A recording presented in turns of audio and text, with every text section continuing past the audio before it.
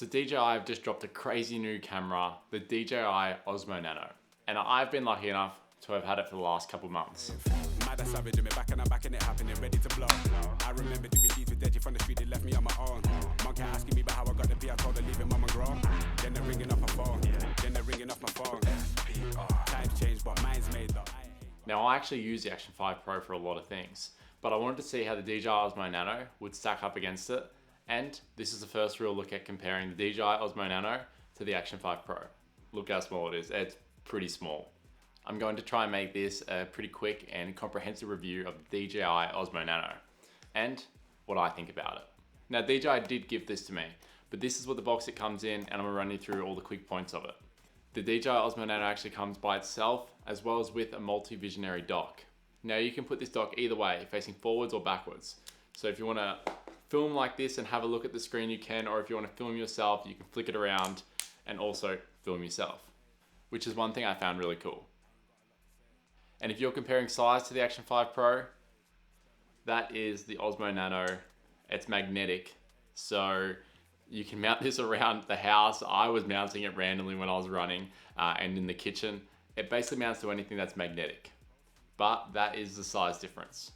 So both cameras actually share a 1.3 inch sensor and both shoot in D-Log-M. Now one of the main differences I found and I really liked, because that's how I like cycling being shot, is that ultra wide angle. And this was 143 degrees ultra wide angle compared to the 155 degrees on the Action 5 Pro. Now the Osmo Nano actually shoots 4K at 60 frames per second, which is definitely enough for me because I mainly use this when I've been cycling. Now I tend to have it at 25 frames per second anyway, so that really doesn't bother me. Now the Action 5 Pro actually goes up to 120 FPS and does have higher megapixels and can produce better stills than the Osmo Nano. So there's a catch to both. Now, something really cool that I've used with the multi-vision deck is that you can actually charge both. And when you're out on a ride, say you wanted to have it on the entire time, just the Osmo Nano, you can actually bring this in your back pocket, put it on at a cafe, and in 20 minutes, the Osmo Nano will charge up to 80% from being dead. Now, I've actually used that myself because I left this on an entire ride by accident, but I found that pretty cool. I didn't even know that was a feature until I actually read the brief, and I was like, damn, that was very quick.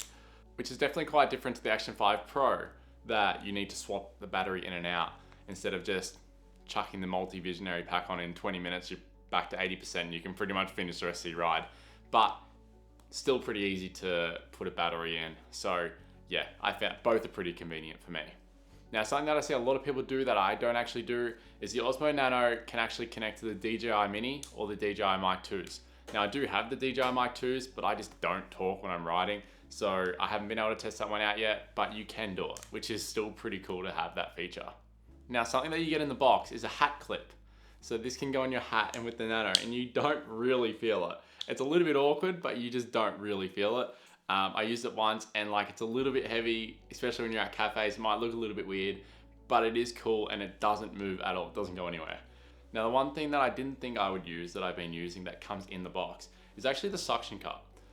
You can suction cup this thing anywhere. I've been using it, I've used it in other vlogs and people haven't really noticed, but you can suction cup it to the window and anywhere like around, and it's very discreet, and you can pretty much like film yourself on like vlogging treadmills and everything like that, and no one really knows. So it's like just suction cups right there, and yeah, you still get your 4K 25 frames per second, perfect for your vlog, especially because I like a lot of my shots mounted, so I've been using this a lot more than what I actually thought I would.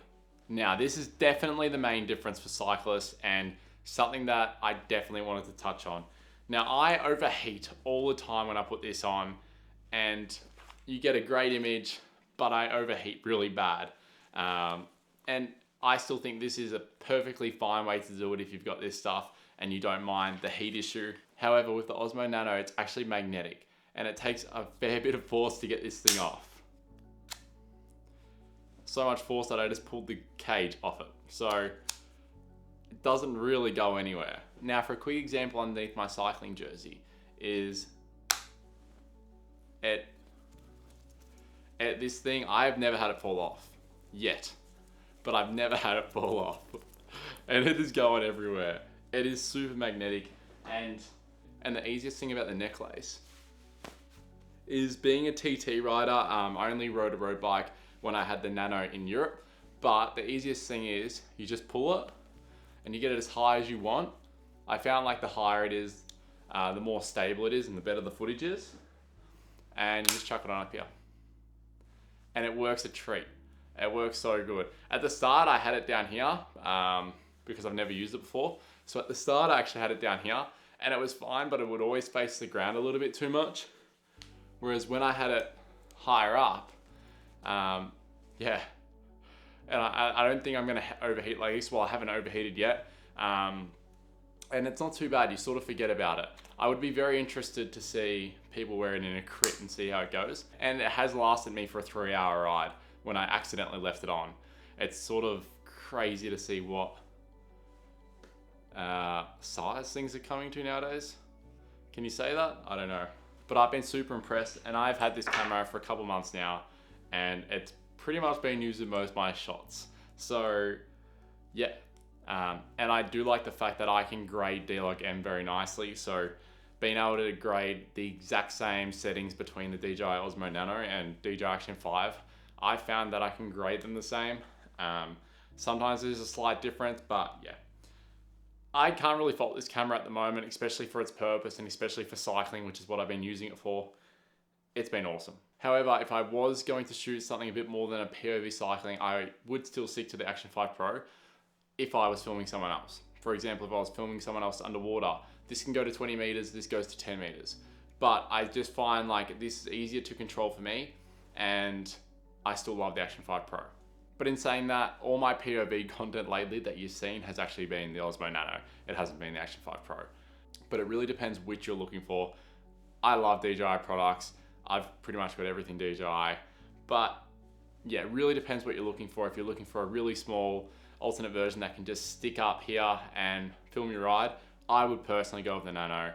But if you're looking for something a bit more rugged and you don't mind the overheating on the chest mount and everything, Action 5 Pro is still a good camera. So yeah.